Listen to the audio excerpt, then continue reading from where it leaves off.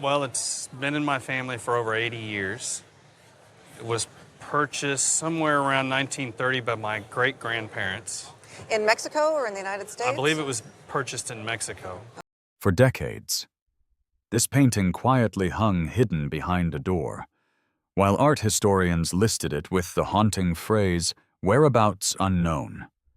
What nobody realized was that it was one of the earliest known works by Diego Rivera, painted in 1904 when the artist was only 18 years old. Titled El Albañil, the painting already reveals the themes that would later define Rivera's legendary murals. The central figure, a laborer, reflects his lifelong fascination with workers and everyday Mexican life. Though still rooted in academic realism, the bold forms and physical strength of the composition hint at the monumental mural style that later made Rivera internationally famous. The work is especially important because so few paintings survive from Rivera's student years. Even the signature belongs to his youthful period, different from the mature signature collectors know today. For many years, scholars in Mexico had no idea where the painting had gone after the 1930s, making its rediscovery even more extraordinary. Today, the painting stands as both a rare early Rivera and a remarkable glimpse into the birth of one of the greatest artists in Latin American history. I would be putting a retail estimate on the piece of between $800,000 and $1 million. Seriously? Seriously. Oh my gosh. Wow. Unbelievable. I did not expect that. I'm astounded. I really don't know what to say. Behind a door? Behind a door. It was behind the door.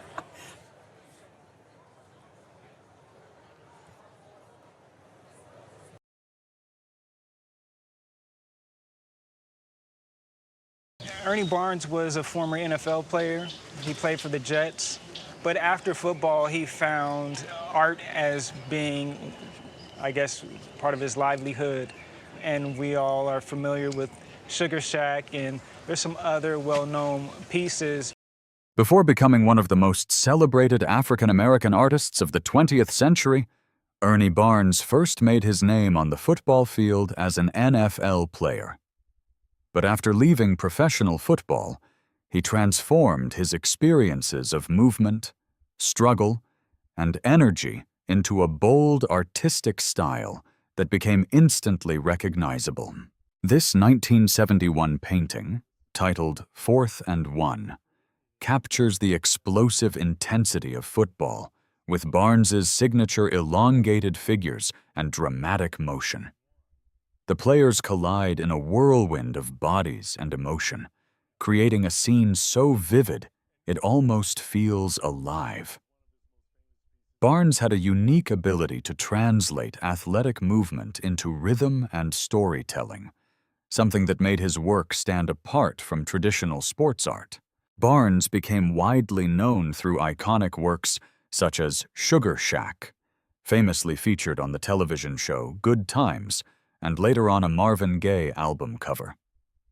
In recent years, his paintings have surged in popularity, with collectors and museums re-evaluating his importance in both American art and Black cultural history. More than just a sports painting, 4th and 1 reflects the energy, humanity, and lived experience that defined Barnes's extraordinary career.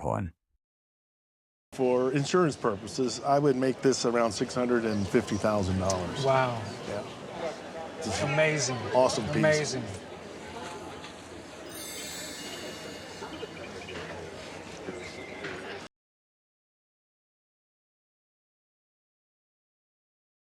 What can you tell me about this lovely Frederick Remington portrait? Well, Lee Feppiger was my great-grandfather. That is this gentleman. This is this gentleman. Yes. Before the mythic American West was fully romanticized in film and literature, artist Frederick Remington was already capturing its spirit on canvas. This striking 1896 portrait of cavalry officer Leif Eberhard reveals exactly why Remington became one of the defining artists of the American frontier. Largely self-taught, Remington possessed an extraordinary instinct for movement, atmosphere, and character. His paintings transformed soldiers, cowboys, and frontier life into powerful symbols of the expanding American West. Here, Eberhard appears confident and commanding, framed by dramatic shadow and a loosely painted landscape that emphasizes mood over detail. The portrait combines realism with the energetic brushwork that made Remington's style instantly recognizable. What makes the work even more fascinating is its connection to a documented friendship between artist and subject. Accompanying the painting is an intimate letter written by Remington himself, describing shared adventures and personal memories. Together, the portrait and letter create a rare glimpse into the relationships behind the mythology of the frontier era. Preserved in remarkable condition, the painting stands as an exceptional example of Remington's mature work during the height of his career, a period when his vision of the West helped shape American cultural identity for generations to come. And this piece together with the letter would be something that I would value at auction between $600,000 Oh my goodness. and $800,000. I was hoping I would be wildly exuberant. I am. is just terrific. Can I keep you around so that I take good care of it? Perhaps.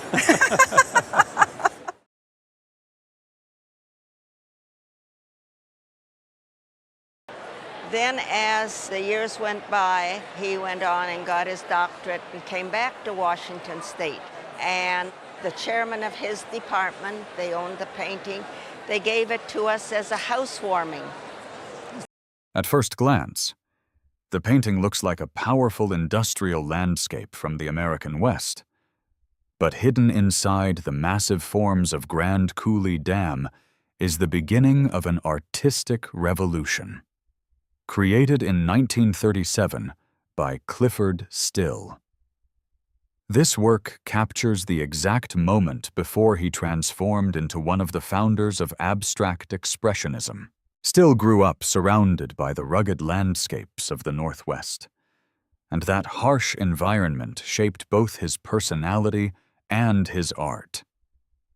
In his early years, he painted laborers, machinery, and dramatic Western scenery with an intensity already far removed from traditional American realism. The enormous scale and jagged forms of the dam here almost feel abstract, revealing the direction his art was already beginning to take. Only a few years later, Still would abandon recognizable imagery almost entirely and develop the radical abstract canvases that placed him beside artists such as Mark Rothko, Jackson Pollock, and Willem de Kooning. Many historians now believe he reached pure abstraction earlier than most of his famous contemporaries. Painted during this crucial transition period, the work stands as a rare glimpse into the birth of modern American abstraction, when industry, landscape, and emotion merged into something entirely new. So in fact, it may turn out that I'm being rather conservative when I say $500,000. Well, but that gives us a basis of where to put our insurance. I have to say, in all my years on the roadshow, it's probably the most exciting find I've had. Oh, really? And I'm absolutely thrilled that you brought it in today. Well, thank you. So thank you.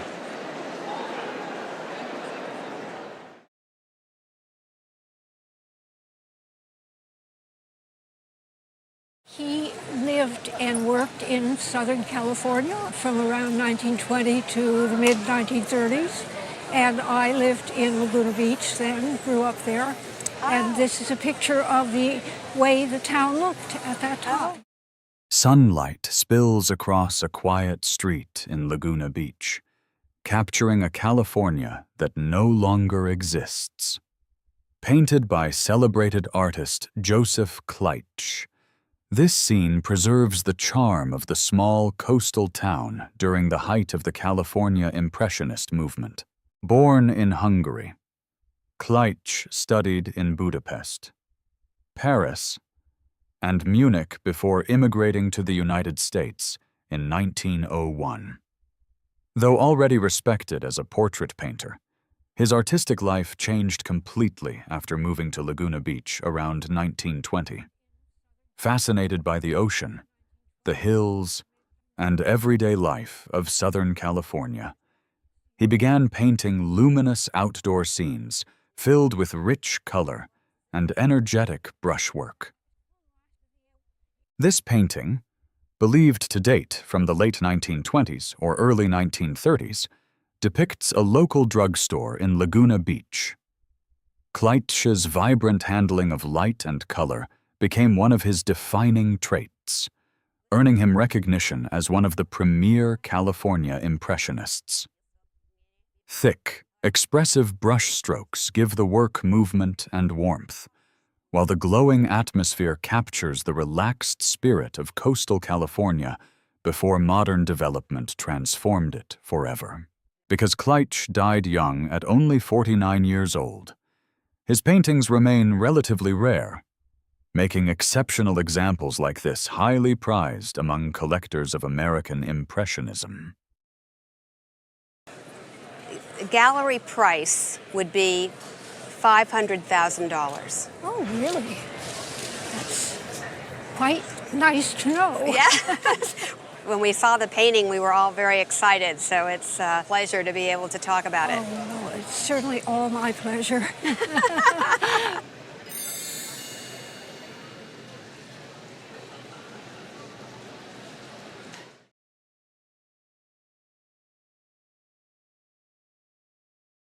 Well, this painting's been in our family for over 90 years. It was given to my great-grandmother by Norman Rockwell. Before Norman Rockwell became America's most beloved illustrator, he was already capturing everyday life with extraordinary warmth and humor. This 1919 painting, created for the cover of Collier's magazine, reveals the storytelling talent that would later define his legendary career. Known as the Little Model, the scene centers on a young girl in worn stockings holding a broom while pretending to be the elegant woman pictured in a fashion poster behind her. Beside her sits a loyal dog, patiently watching the performance unfold. The image is playful and charming, yet filled with the emotional sincerity that made Rockwell's work so instantly recognizable. Rockwell was born in 1894 and devoted himself to art from an early age, leaving high school in order to study painting full-time. By just 18 years old, he had already become art director of Boy's Life magazine. Although he later became famous for his Saturday Evening Post covers, his rare paintings for Collier's belong to a crucial early chapter of his career. Painted in oil on canvas, this work captures the innocence, humor, and nostalgia that helped shape the visual identity of 20th century America. You would want to have a replacement value on this of about $500,000. Better get more insurance. So are you surprised to hear Yeah, that? yeah. Very surprised. Thank you so much for bringing it in. Wow, I didn't realize.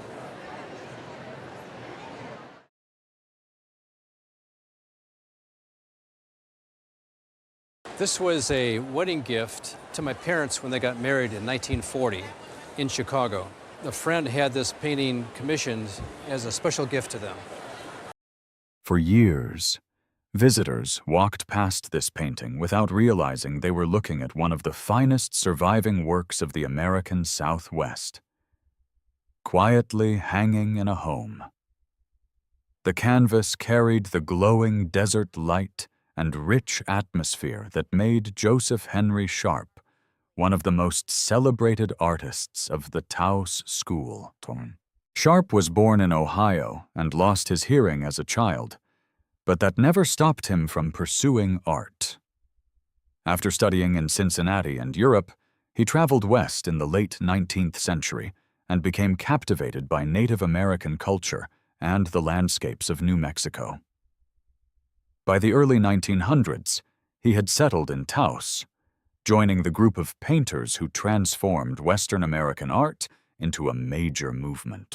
This oil on canvas depicts two Native American figures in conversation near an adobe structure, illuminated by Sharp's remarkable handling of sunlight and shadow.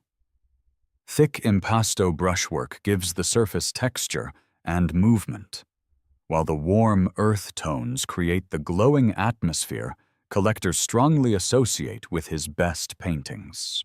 Today, works by the Taos School remain among the most sought-after pieces in American Western art, and exceptional paintings by Joseph Henry Sharp continue to command enormous attention from collectors and museums alike. I would expect it to sell in the range of $400,000. $400,000. Yes. It's a lot. Yes. It's a very exciting painting. Wow. Collectors, they love to find things that have just come to market. Thank you for your appraisal.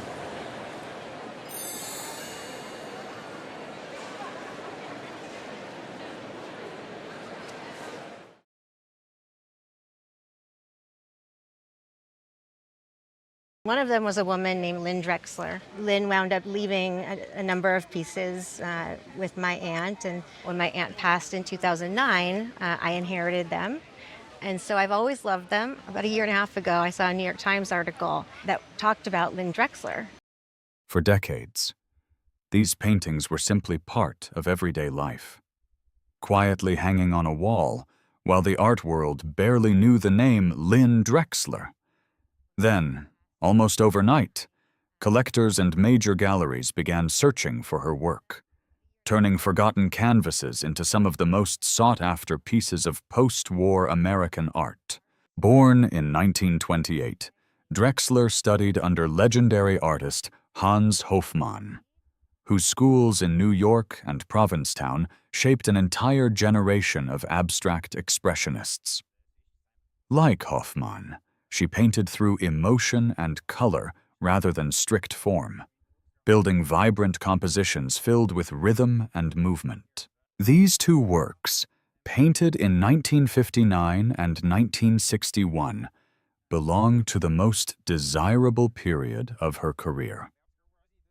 One of them, titled Redwood Time, shows Drexler's extraordinary gift for color, layering bright tones into patterns that feel almost musical. She often signed her paintings on the back, so nothing would interrupt the visual harmony of the composition. For much of her life, Drexler remained overshadowed by the more famous men of the abstract expressionist movement. Only in recent years have museums, galleries, and collectors begun fully recognizing her importance, transforming works once casually exchanged among artist friends into major discoveries of 20th century American art. I believe if this painting were at auction, it would sell for between $300,000 and $500,000. Oh my goodness. That's fantastic.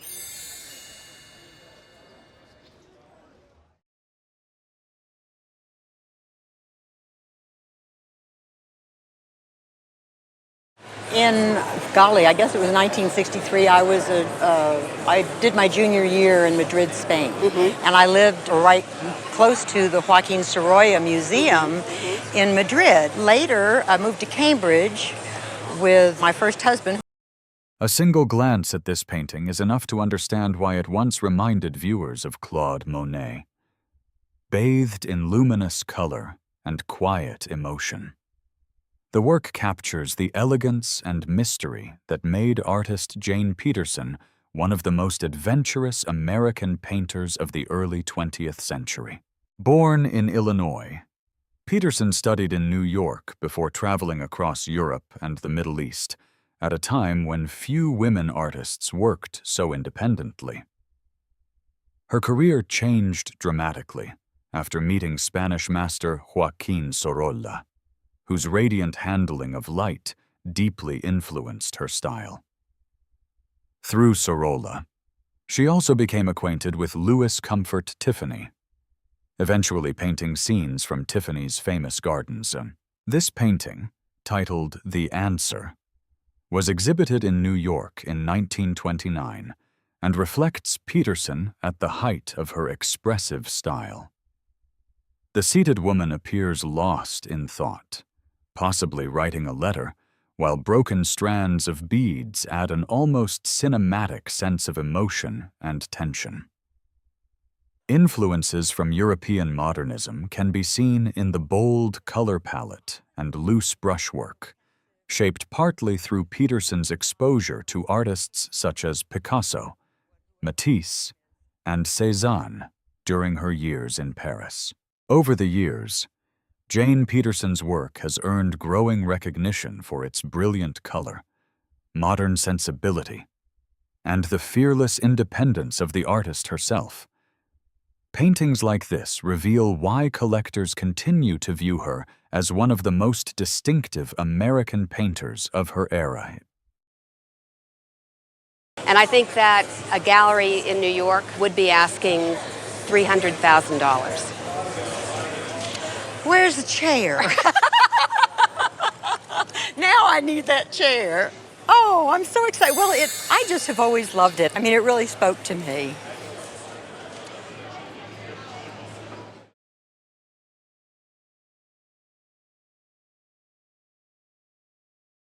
My great-great-great-grandfather purchased the painting originally in Cincinnati. My grandmother always thought it was a George Caleb Bingham painting, and then we had it appraised, and he told us that it was not by Bingham. A crowded tavern, whispering strangers, and a famous politician quietly reading a newspaper. This lively 19th century scene feels less like a painting and more like a moment paused in time. The man seated at the center is Henry Clay, one of the most recognizable political figures in early American history. Painted in 1847 by James Henry Beard, the illustrious guest transforms an ordinary inn into a stage filled with curiosity and subtle humor. Travelers gather around trying to confirm whether the celebrated visitor is truly Clay. Even studying the guest register, where Beard cleverly inserted both Clay's name and his own signature. Around them, bartenders, children, and townspeople create dozens of tiny side stories across the canvas. Although Beard became better known for animal paintings later in his career, this ambitious genre scene stands as one of his most remarkable works. The detailed composition captures the energy of 19th century America while also revealing the fascination people already had with fame and celebrity. Rich with storytelling and historical atmosphere, the painting offers a vivid glimpse into everyday American life nearly 2 centuries ago. We'd probably at least put an auction estimate on this of $300,000 to $500,000. Oh my gosh, really? And we were speculating things like this that have had estimates like that have gone into the 7 figures. Wow. It's an important piece of American history. This could hang in a museum. It's great to see it in here. Thank you. What can I say? Wow.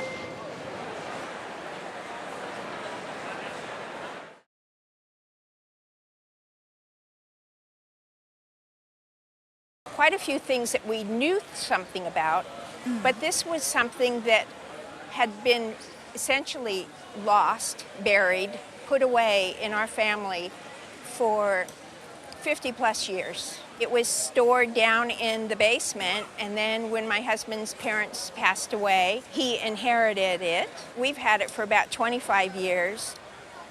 For more than half a century, this painting sat forgotten above a bookshelf and hidden away in a basement, quietly overlooked by generations of the same family. What seemed like an old landscape turned out to be a remarkable work by Sanford Robinson Gifford, one of the great masters of the Hudson River School and American Luminism.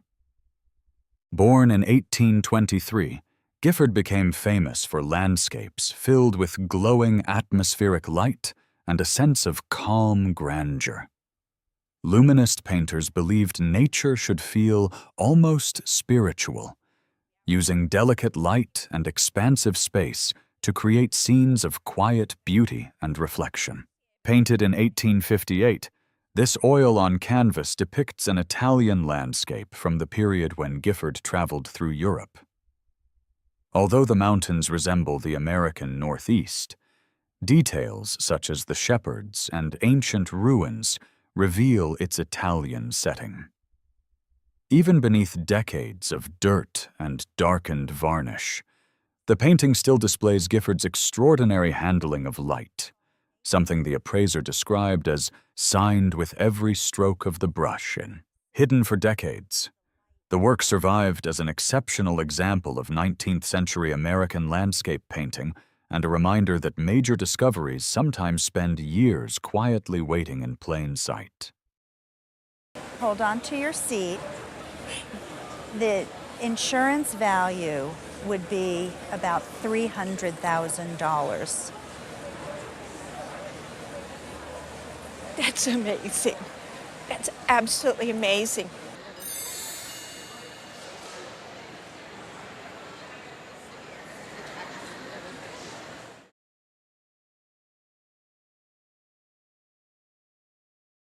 I inherited it from my father, and I got it about 3 years ago. He inherited another painting, which is here, from his father, and a gallery in New England offered. Bathed in the cool light of dawn, a lone sailboat glides quietly toward Eastern Point Light at the entrance to Gloucester Harbor. The scene feels almost motionless, yet every reflection across the water reveals the remarkable skill of American marine painter Francis A. Silva. Born in New York in 1835, Silva was largely self-taught and first worked as a sign painter before serving in the Civil War. After the war, he devoted himself entirely to painting and became celebrated for tranquil coastal scenes filled with luminous atmosphere and delicate contrasts of shadow and light. His paintings often captured the harbors and shorelines of New England and New York during the height of America's maritime era. Created in 1874, this work comes from the middle of Silva's career, a period many collectors consider among his finest. Unlike some of his calmer harbor views, the water here carries a subtle movement, while the visible figures aboard the sailboat add an unusual sense of life and immediacy. The lighthouse itself, Eastern Point Light, marked the gateway to one of America's most important fishing ports. And a gallery would probably sell it for around $250,000. Smoke! Yeah. That's unbelievable. The artist has made actually up to over $1 million.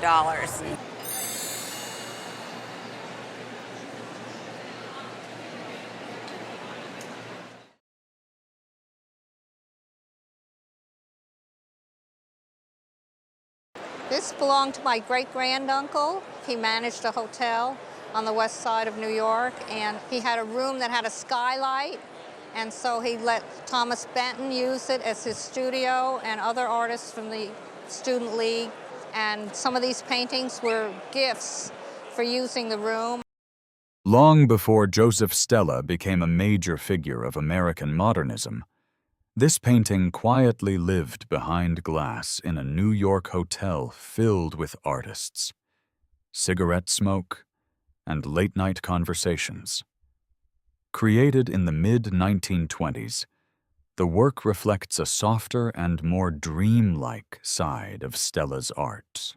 Born in Italy, Stella immigrated to the United States as a teenager and later studied at the famous Art Students League in New York.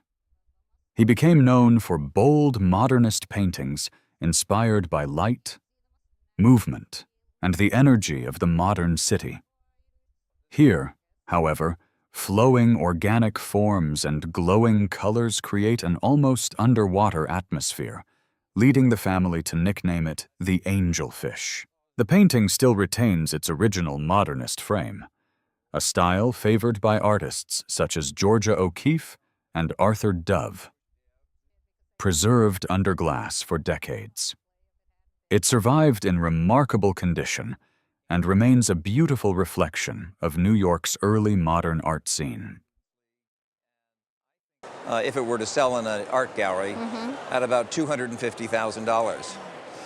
I feel it's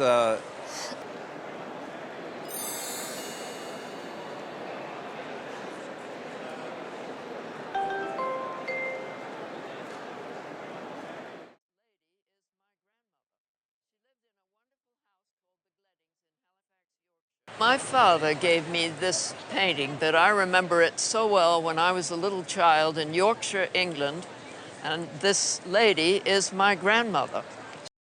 Behind the elegant clothes and jeweled hand of this portrait lies a remarkable moment in American art history. Painted in 1908 by Robert Henri. The work captures a woman of wealth and confidence, while also revealing the bold artistic energy that would soon define the famous Ashcan school. Henri studied under Thomas Anschutz and alongside artists such as William Merritt Chase before becoming one of the leading figures of modern American painting. The year this portrait was completed also marked the birth of the Ashcan movement, which rejected polished academic art in favor of more direct and expressive realism. This painting reflects both worlds at once. The graceful pose and refined atmosphere recall the influence of William Merritt Chase, while the loose brushwork, vivid complexion, and energetic handling already hint at Henri's modern Ashcan style. Details such as the ruby ring and feather fan add elegance and personality, transforming the portrait into far more than a traditional society painting. Created during Henri's travels in England, the work survives as a rare and important example from a pivotal period in the artist's career. I believe you should probably insure this somewhere in the area of $250,000 to $300,000. Oh, no. Because no. it is a. Oh, my God. It's early. It's at the time of the founding of the Ashcan School.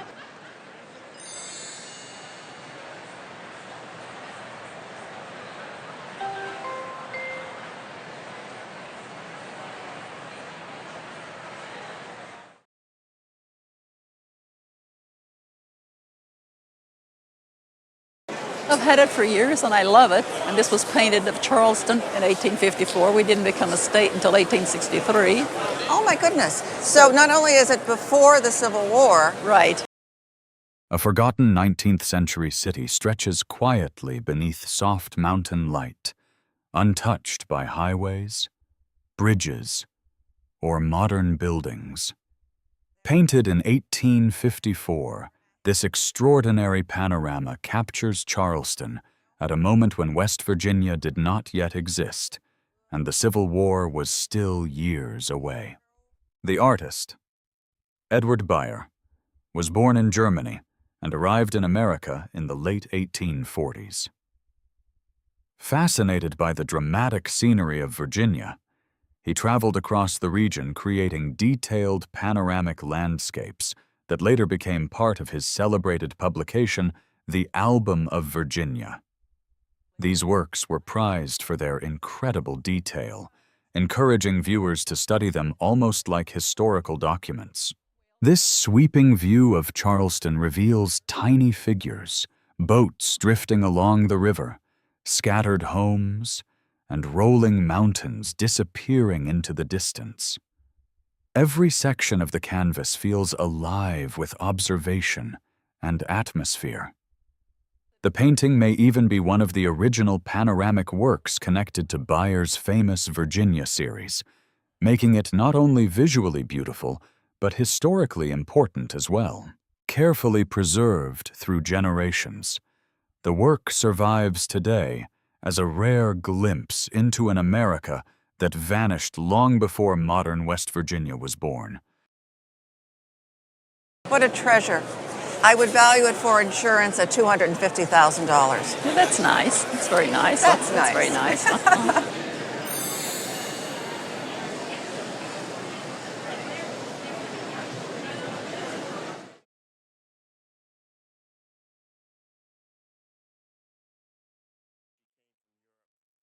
Dark, unsettling, and filled with strange, dreamlike creatures. This painting feels as though it emerged directly from the subconscious. Hidden among twisted plants and shadowy forms are bats, ghostly faces, spider-like figures, and a towering beast that dominates the composition. The haunting work was created by celebrated surrealist artist Leonora Carrington. Born in England in 1917, Carrington became one of the most important voices of 20th century surrealism. After leaving Europe during World War II, she settled in Mexico, where she developed the mysterious visual world that defined her career. Her paintings often explored mythology, nightmares, psychology, and personal transformation through bizarre hybrid creatures and occult imagery. Painted in 1961, this work captures the emotional intensity that made Carrington's art so distinctive. Unlike the polished fantasy scenes of Salvador Dali, Carrington's paintings feel deeply personal and psychologically charged. The strange figures hidden throughout the canvas create an atmosphere that is both theatrical and unsettling, balancing fantasy with unease. Today, Leonora Carrington is regarded as one of the greatest female surrealist painters, and her works have become highly sought after by museums and major collectors worldwide. I would expect an auction estimate of $200,000 to $300,000 these days. They bought well. Amazing.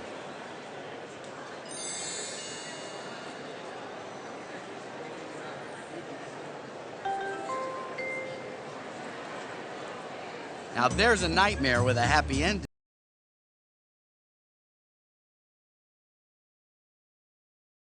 My mom was born in Europe. She went to Switzerland and skied and loved Switzerland. And when she immigrated to the United States, she brought this picture with her, kept it in her bedroom wall all the time.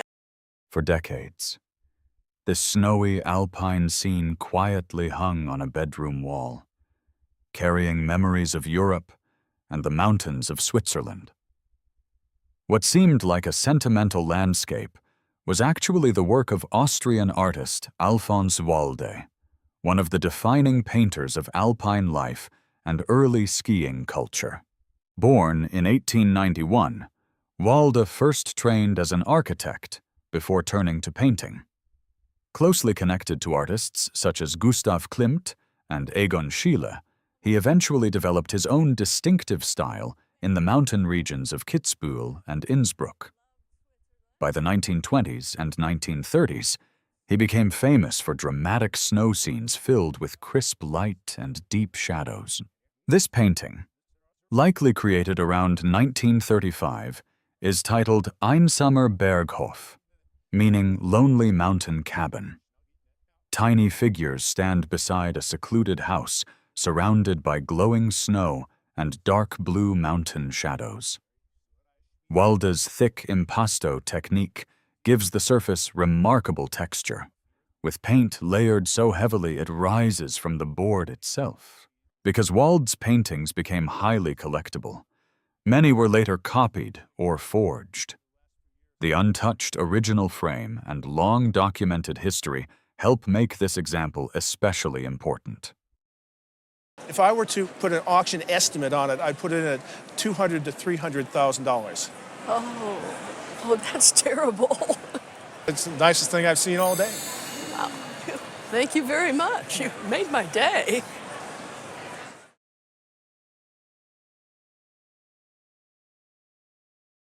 It's been in my husband's family for a very long time. It was passed down to his parents, and then after his parents passed away, it was passed on to us.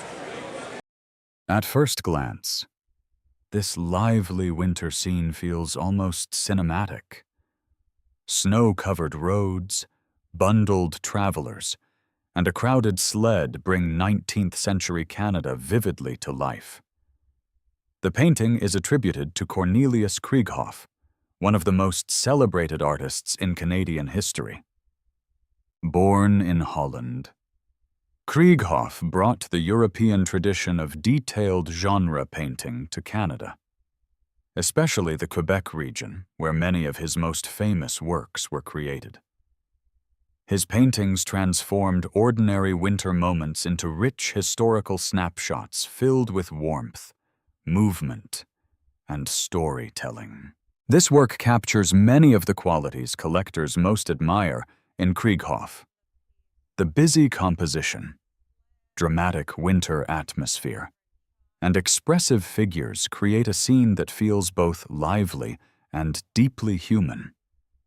Because his paintings became highly collectible, many copies and fakes later appeared, making authentic examples especially significant.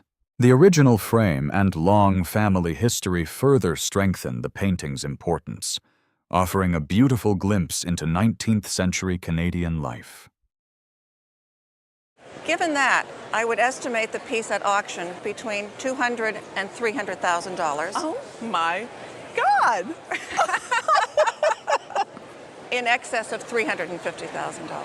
I can't believe it, Colleen. I just can't believe it. Believe it and insure it right away. I will. I can't believe it. I just can't believe it.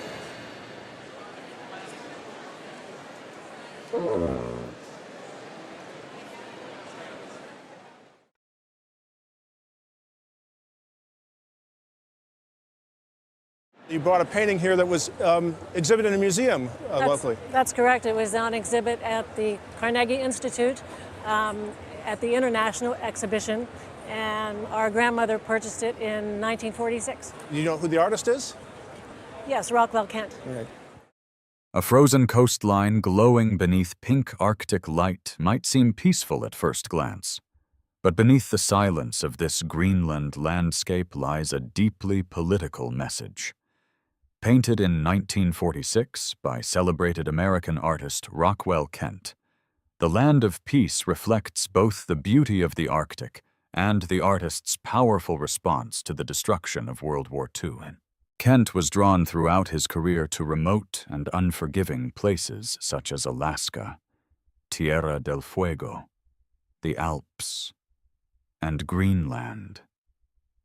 His paintings transformed icy mountains, rocky shores, and endless skies into monumental scenes filled with emotional intensity.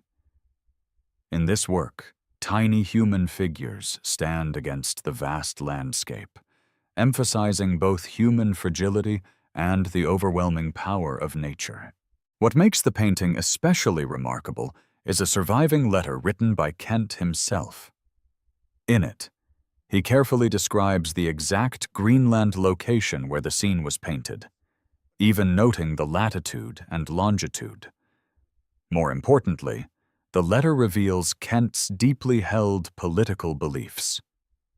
A committed pacifist and outspoken socialist, Kent reflected on the violence and devastation of modern civilization just after World War II, contrasting it with the quiet dignity of Greenland and its people.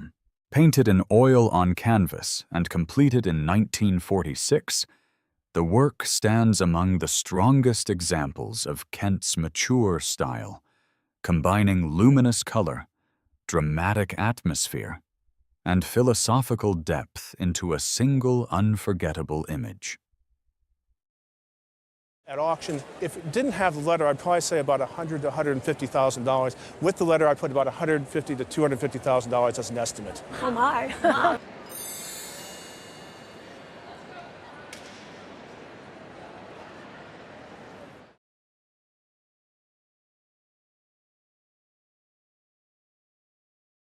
The painting has been in my husband's family since the early 1900s.